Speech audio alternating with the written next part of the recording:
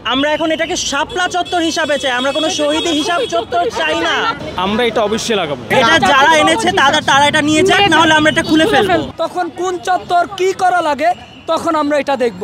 আমরা এটা অবশ্যই লাগাবো। 13 বছর 15 বছর ওনারা কিছু করতে পারে নাই, আসছে শাপলা চত্বরের মধ্যে শহীদ চত্বর করতে। এটা তো একটা অনেক আগে থেকে, এটা তো চেঞ্জ করার কোনো মানে হচ্ছে না। এটা শাপলা চত্বর, এটা শহীদ চত্বর। এটা এমন না যে এটা কোনো রাজনীতির সাথে কানেক্টেড ছিল বা এরকম কিছু, এটা কোনো আগের সরকারের সাথে কানেক্টেড ছিল। এটা অনেক আগে থেকে একটা ঐতিহ্য, তাই এটা আমরা চাচ্ছি না এখন আপাতত শহীদ চত্বর করা হোক, এটা শাপলা চত্বরই থাকবে।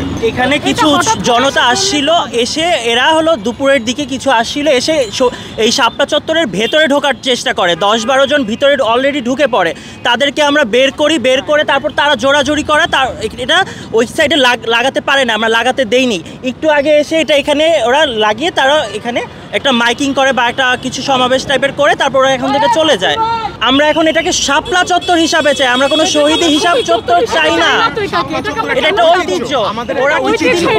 ওরা কিছুদিন পরে এই শাপলা ফুলটাকেও ভেঙে ফেলবে। এটা ভয়, এটা দেশের সম্পত্তি, রাষ্ট্রের সম্পদ, এটা একটা ঐতিহ্য। আমরা চাচ্ছি না, আমরা এটা চাচ্ছি না। এটা যারা এনেছে তারা এটা নিয়ে যাক, না হলে আমরা এটা খুলে ফেলবো। এখানে আমরা এখানে কাউকে অসম্মান করছি না। কলেজের ছেলেদের উপর হামলা হয়েছে। শোনেন, আপনারা দেশে কাদের অবদান ছিল শোনেন। Let me finish please, let me finish. আমি চলে যাব, আমি তো দায়িত্বে আছি। আমি সকাল 8টা থেকে আমরা রাষ্ট্রের পরিস্থিতি আপনারা জানেন। এই যে ভাঙচুর হচ্ছে, কয়টা শিক্ষার্থী ভাঙচুরের উপর কোনো প্রভাব ফেলছে জানেন? তো আপনারা এই ধরনের হুটহাট যে এই কাজগুলো নিচ্ছেন, এটার ইম্প্যাক্ট আমাদের শিক্ষার্থীদের উপর পড়তেছে। আপনারা এগুলো বুঝেন, একটু স্থির থাকেন, আমাদেরকে আমাদের দায়িত্বটা কাজটা করতে দেন। আপনারা কি সকালে আসছেন, ট্রাফিকের কাজ করছেন?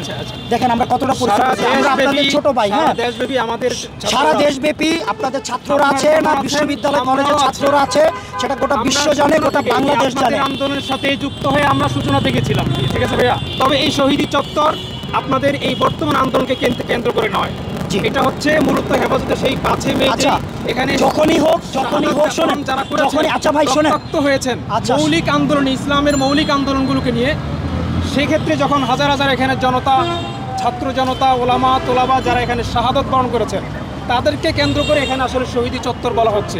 আচ্ছা আপনারা এই কেন্দ্রে বলেন, হ্যাঁ আপনারা শুনেন, আপনারা বলেন আমরা আপনাদেরকে কেন নিষেধ করেছি শোনেন। এখানে এটার জন্য এফেক্টেড কোন বিষয় এখানে আসছে না, যে আমি মনে কেন আসছে না? আপনাদের এখানে ছেলে পেলে কাজ করতেছে, আপনাদের মানুষজন এসে হুট করে এটা পরিবর্তন করে দিতে চাচ্ছে।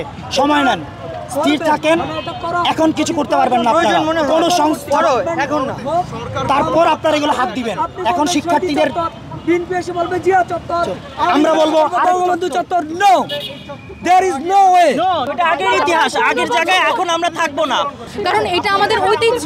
আমরা এখন চাচ্ছি শান্তিপূর্ণভাবে এটা খুলে নিতে। দাঁড়িয়েছে তাদের প্রতি শ্রদ্ধা রেখে বলছি, এখনই আমরা এ ধরনের কোনো কর্মকাণ্ড করব না।